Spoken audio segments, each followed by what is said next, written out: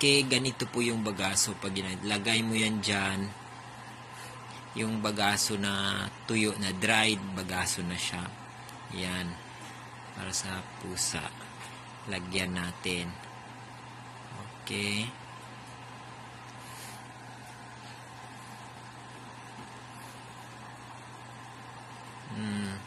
Lagyan. Okay. Yan na po yun. Pag dried na yung bagaso.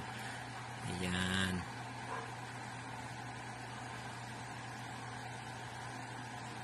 Okay.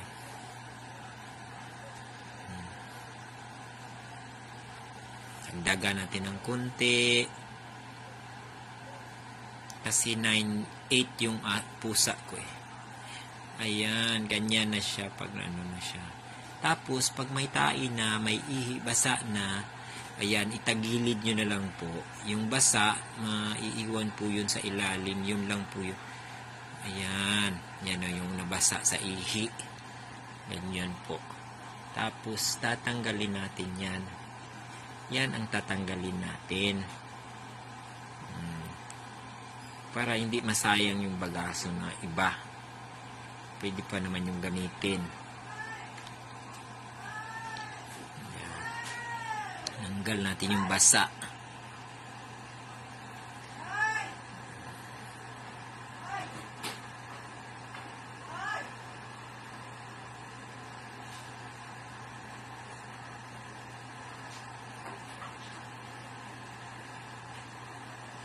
Tapos yung isa din, ayan.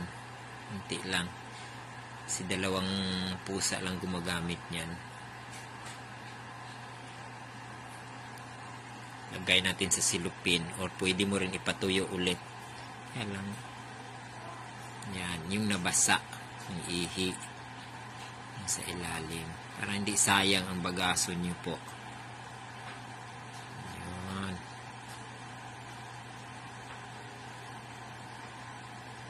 Tapos kunin nyo na yung poo or yung ibak or yung tae ng pusa. Halo mo na lang sa silupin or i-flush mo doon sa CR. Pwede na yan. Or gawin mong compost para ilagay sa tanim. Diba? Katipid ka. Pero kung isa lang na sigurang pusa mo, bilhan mo na lang ng yung sand talaga. Yung mamahaling sand. Isa lang naman, matagal man yung maubos.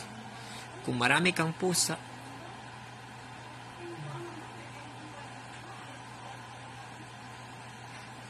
yan, okay lang yan. Suggestion para makatipid. Okay? Ganyan po. Pwede mo rin yan ipatuyo ulit para mawala yung amoy. At pwede mo rin lagyan ng baking soda yung box bago mo lagyan ng bagaso para minimize ang baho ng ihi.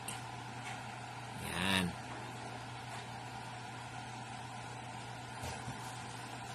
Ganyan po. Matanggal naman yun. Hindi na kailangan. Yung ihi lang man na importante na matanggal kasi yung pupo ng pusa, makuha mo naman yun. Mascoop mo naman.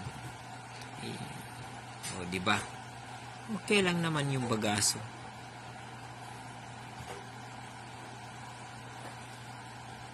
O, hindi na nakita itong ginagawa ko kasi mawak sa cellphone, sa silupin pa.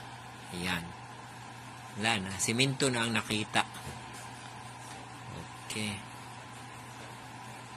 Ayan. Pwede na nating ibalik ulit yan.